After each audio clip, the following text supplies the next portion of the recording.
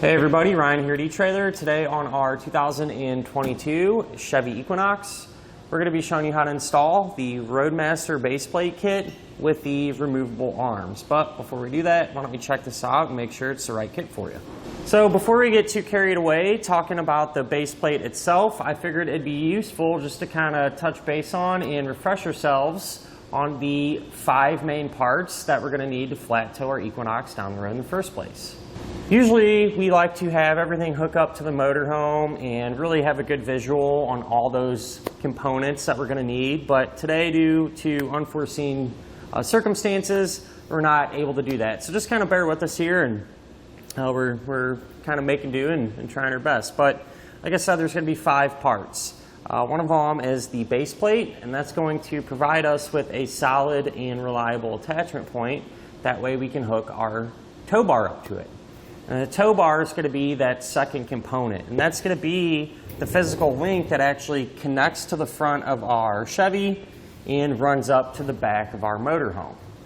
The third main component will be safety cables, and those are just going to connect to your base plate and to your motorhome's hitch, and that's just going to kind of be a safety device in case you have an unlikely disconnect. They're going to keep everything paired together. The fourth main component will be tow bar wiring, and what this is going to do is transfer the lighting functions from the back of your motorhome to the back of your SUV, keeping you safe and legal. And last but not least, the fifth main component will be a supplemental braking system. And what this is going to do is apply the brakes in your Equinox whenever you hit the brakes in your coach, helping bring you to a more complete and predictable stop. So this is what your Equinox is going to look like whenever you're just cruising around town, you know, and you're not flat towing behind your motorhome. And I feel like this is important because chances are pretty good the majority of the time this is probably how your SUV is going to be, right? And you know, when it comes down to it, the base plate's never going to be completely invisible. I mean, you're adding a lot of stuff up here, but honestly with this one, I don't really think it can get much better. It does a pretty good job of blending in, and you know, you don't have to chop up the whole front of your car to get things to fit. Really, it's going to sit pretty much flush with your grill. You know, the safety chain openings will come out a little bit, that way you can actually get to them, but you really only have to cut a small portion of plastic out here. Some base plates on all types of vehicles, some of them might have to remove a lot of material and really start to hack things up. And that's just not the case with this one. So that's good to see. Compared to some of the other base plates available, they're all going to be right on par with each other in terms of appearance or how they're going to look. All be pretty similar. So one don't really have a huge advantage over the other, at least in my opinion. But something that is important is how easy is this going to be to use and how easy is it going to be to live with. And since it has removable arms, it's going to make everything pretty straightforward to get set up. So you'll take these and push them into place, rotate them until they lock in. And that's going to give us the attachment point that we need to hook our tow bar up to it. So with this being a direct connect type base plate, you know, your Roadmaster tow bars are going to be able to drop right in, pin them right into place. And other tow bars can work with this as well with the use of an adapter. So let's say, for example, if you have a Blue Ox tow bar already, you'd like to hold on to it, you can get adapter ends for it that will allow that to pair up to this base plate as well. I do also like the fact that they have a bracket that's already attached to the base plate, and it gives you a spot to mount up your wiring connector here.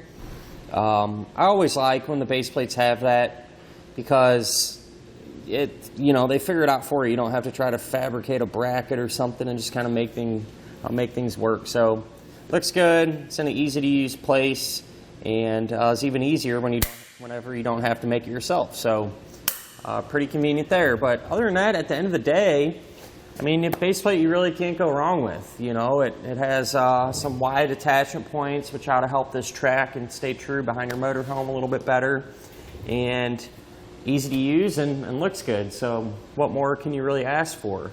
In terms of getting it installed, definitely not the hardest one I've ever done, but nor the easiest. I'd say it's somewhere in the middle. You do have to remove the fascia to get to everything. And on the Equinox like ours today, we have this chrome trim piece that kind of separates our headlights.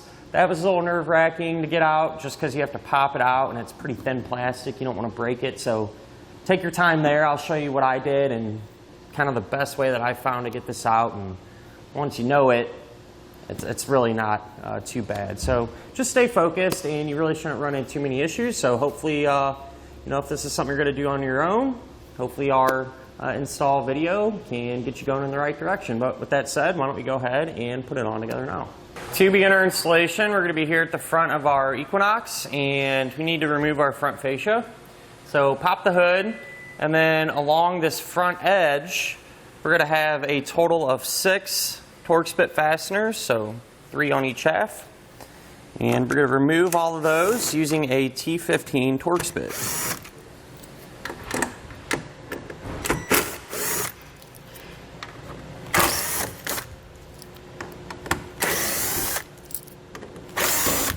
And then if we look at our headlamp and go all the way back here where it connects, we're going to have a 7mm head screw. So we'll pull that out. I want to mention from this point on, anything we do to this side of the vehicle, we'll also do to the other side because it'll be set up the exact same way. Now if we look in our wheel well along the front edge, we're going to have a total of 5 T15 Torx bit fasteners we're going to pull out. So just kind of work our way down here and get them removed. Sometimes it does help to turn your wheel in or out, and that'll give you a little bit more room to work and make things a little bit easier to see.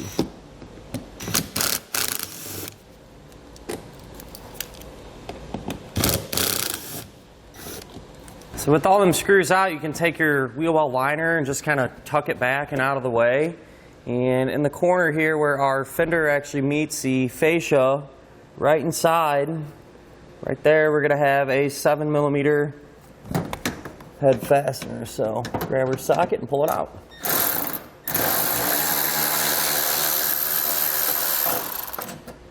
Underneath the vehicle now, in front of our front tires, we're going to have these plastic fins, and we're going to pull those off. So you're going to have 4 7mm head screws. Once you remove the last one, you can grab these and just pop them off. Now we can remove our underbody panel. So we're going to have 1 screw in the middle, it's a 7mm, and then several more on each side. So we'll just kind of work our way along and get all these removed.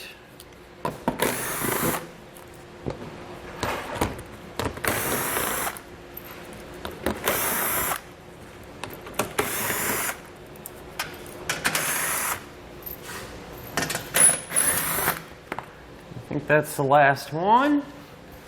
You should be able to just kind of drop this down and set it off to the side. What we need to do now is, because in a moment we're going to actually remove our fascia, but one of the issues is this chrome trim piece runs along through here and it's snapped into our headlamp housing, I guess you could call it. And obviously if you go to pull the fascia off, this is super thin and brittle. We don't want to break this, because if this gets broken, then essentially the front grille or main portion of this will have to be replaced. And so this is something you want to take your time on, and I put painter's tape along here and everything just to keep it protected from scratching. And what I like to do is just kind of grab our fascia here and just kind of work it back and forth a little bit, try to kind of loosen everything up, get any dirt or dust out from the fasteners that may be behind there.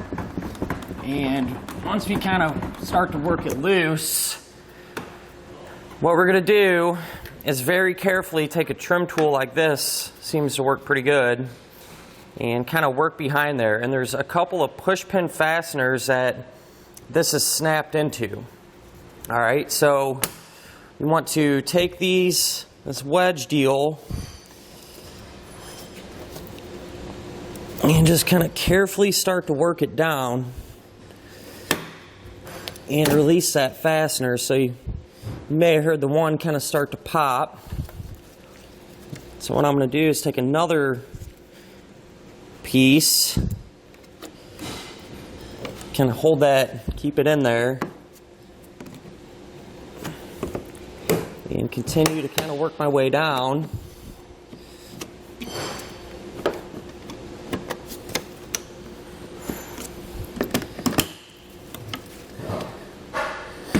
You can see that's what we were releasing. So that actually came out pretty good. That technique seemed to work all right, but that's what was holding this guy in here. And now that we have these released, I feel like it'll be much easier to actually get our fascia off and not have to fight this little piece while we're trying to hold the fascia and everything else. Now with the help of a friend, we can get our fascia removed. And so I'm going to start at the corner and just very carefully kind of pull out on it. That's going to release the clips. And we can just work our way around, pull it off. We may or may not have any electrical connections. In our case, it looks like we have one over here on the passenger side. So right there, you need to disconnect that. So it'll push this red tab back, push down on the middle of the connector.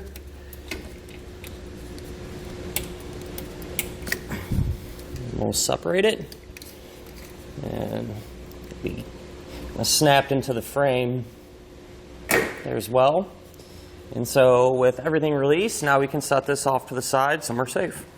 With the fascia out of the way now, we can get our headlights removed. So in the corner, right here, you're going to have a 7mm screw. We'll pop that out, and then we're going to have one more here in the front. And this one might be kind of tricky to see. It is right through this opening. And inside of there, you're going to have another 7mm. So you take a long extension, run it through, and unscrew it. What you can do now is just kind of lift up on your headlight and pull it out. There's going to be this wire held in place with this plastic connector. We just need to separate it from the headlight. So you just take a flathead or a trim tool and carefully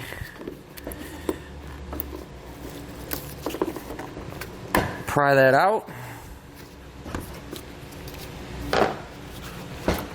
And we can disconnect it. So you'll have, just like the connector we undid on the fascia, you can pull that back, push down, remove the connector, and set our headlight off to the side. Now if you look on the driver's side, we're going to have this piece of plastic here, and it's holding on our ambient air temp sensor. And if you look, we'll have two plastic fasteners. They're push pin types. You just take a flathead or a trim tool and kind of pry underneath the head of it, and then pull the base out. And do the same thing for this one down here. This should be able to kind of come off, or at least be released like this, and we'll kind of just let it hang for now. At this point, we can remove our washer fluid bottle. Ours is really full though. I don't really want to make a giant mess. So what I'm going to do, if you look right here by our shock tower on the driver's side, we'll see our washer line coming in. And this fitting, you could just pinch both sides of it and release the line, and then we can kind of feed this out. You want to have a jug or something ready, but you can kind of let this hang down and it should start draining in a minute. And you can just let it sit and drain completely. Or what you can do is go inside of the vehicle and key it on. You don't have to start it, but hit your washer fluid sprayer and it'll spray out, and that's one way you can drain it quickly and at least get the majority of it out. That way we don't make a huge mess. So once you got this thing emptied out, I just plugged that line right back in, and now we can separate the lines from the tank. So just unclip that, and then we'll have 2 electrical connectors that we can remove. So this one you'll push down on the red tab and on the center. This one looks a little bit different here. Should be able to just tab down to get it released. It's kind of an oddball connector here. I might have to come back to it and show you how to actually get it unconnected, but we'll move on. We'll just go to our actual lines. So what I did on one of them, I just put some white paint on the pump there and then on the line. That way I know what ones go where. And I'll separate these. You can just pull these out from the rubber elbows there.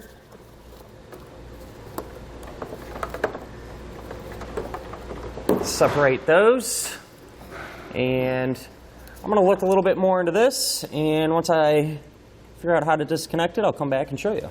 With this one, you can push in, but it's really tight. So what you can also do is take a small flathead and just come from the bottom and kind of pry it out and pop it up and release it. So I got behind that guy there and kind of pushed out on it and was able to separate this. And for this connector down here on the pump, it's going to be set up the same way. We'll just carefully get in behind there, lift up, and disconnect it. And now we're going to have a handful of bolts that we need to pull out to actually get the tank removed. The first fastener will be a 10mm right here, right next to our battery.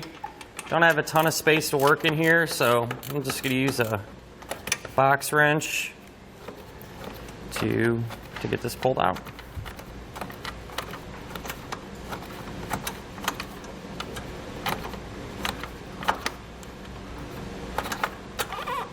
Working from the bottom up now, right here we're going to have a 10mm. Get that out. Right there we'll have a 10mm nut. And right there we'll have another screw. And I think that should be it holding this in. So we should be able to just kind of pull this out and sneak it down and out of the way. Now over here, just on our passenger side, if we look on top of our frame rail, we're going to have a 10mm nut that's holding down a ground wire. And what I'm going to do is loosen up the nut, take the ground wire and push it off to the side, and then tighten that nut back down. And what that's going to do is give us a little more clearance for our base plate. So I'll go ahead and do that now and then show you how it turned out. So I went ahead and moved our wire, like I said. I just put some pressure on it, held it off to the side and tightened it back down, and hopefully that ought to be enough. Now we can get our side plates on. So these are side specific. Make sure to check your instructions to have the right one. And they're going to sit up in a fashion like this. But this subframe bolt right here, we're going to pull that out. This is a 21mm socket I'm using. So we'll run that out. And then you're going to take some red Loctite, put it on the threads. And all the hardware that we're going to use to secure the base plate is going to get some of this Loctite. This doesn't come with it though, so you have to get it separately. We do carry it, your etrailer. But you're just going to take the bracket in this hole here, put the bolt through it, line it back up, and thread it in hand tight for now. We're going to take this long bolt, put on a flat washer, Loctite on the threads. This is going to run up through here and in through the bottom of the frame and out the top. What you want to do though is take a pipe spacer like this and another 1/2-inch washer, and then take one of these wedges. You can see the wedge is beveled or ramped, I guess you could call it, and you want it where the flat side is on the bottom and the ramped side is up top. And I'm just going to set all this stuff right there, and that's going to fill that gap, and hopefully I can kind of keep it all together here. I'm going to take the bolt and feed it up through everything and through the frame and out the top. Through that opening, that's where a bolt came through. What you're going to do is take another wedge like this. This time you want the flat side to face up. And I'm going to slide this over. If I can manage to get my hand back here.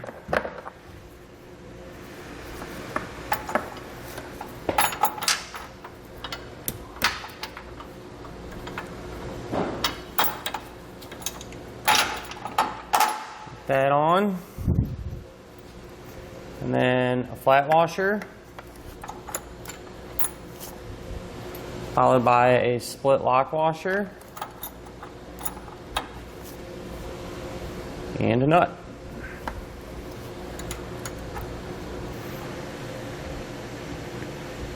So with those in place and hand tight, we can snug them up. I like to do this one first. And for this one here, you can take a 3/4-inch wrench, hold the nut, 3/4-inch socket, a 19mm will work as well. We'll run those down, and then we can come back with a torque wrench and tighten down this hardware to the amount specified in our instructions.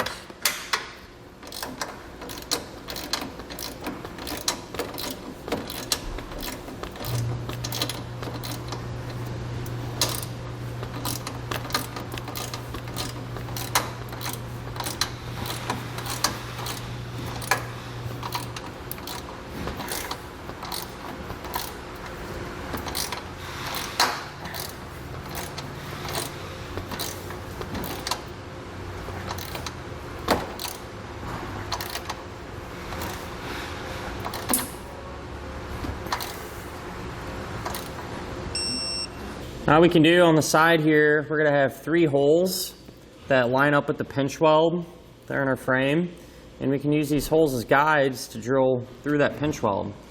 I already used a 3/8 size bit, and when you drill, if you want to kind of angle it ever so slightly, towards the thicker part of the frame, that way you get a good bite on that pinch weld. And be careful too, in our case on this side, there's really nothing behind here, but you may have some components that are close, and obviously you just don't want to run the drill bit through and damage anything, so be conscious of that. But I'll go ahead and get these drilled on out, and then come back and get some hardware in them.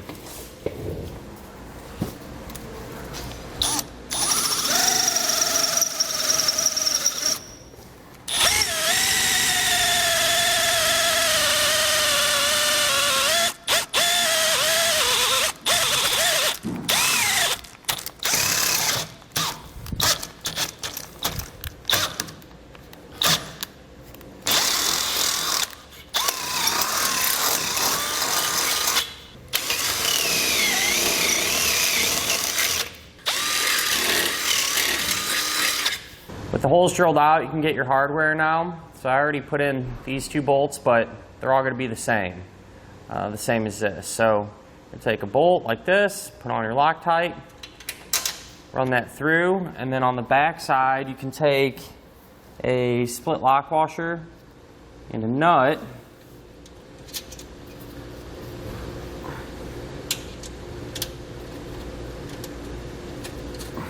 Get that started. We'll come back with a 9/16 socket and wrench and snug it down. Once we're done snugging these down, we need to come back with our torque wrench and tighten them down to the amount specified in the instructions.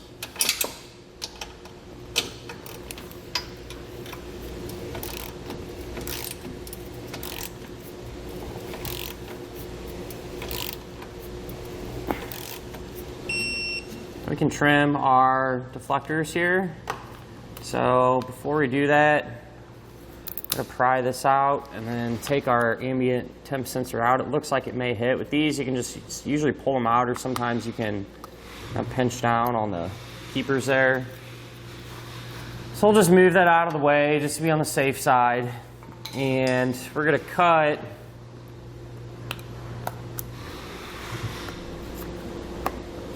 this piece off here, and we may have to remove more.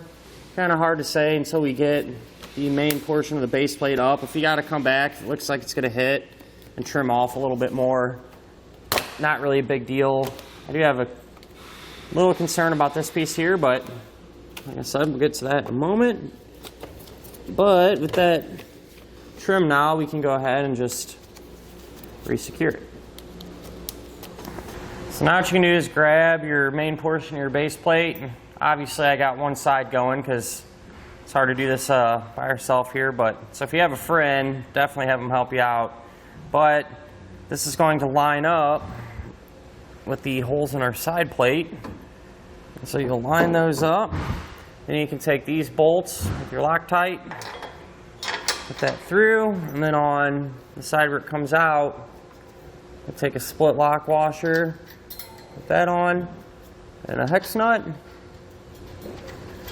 and get it started hand tight.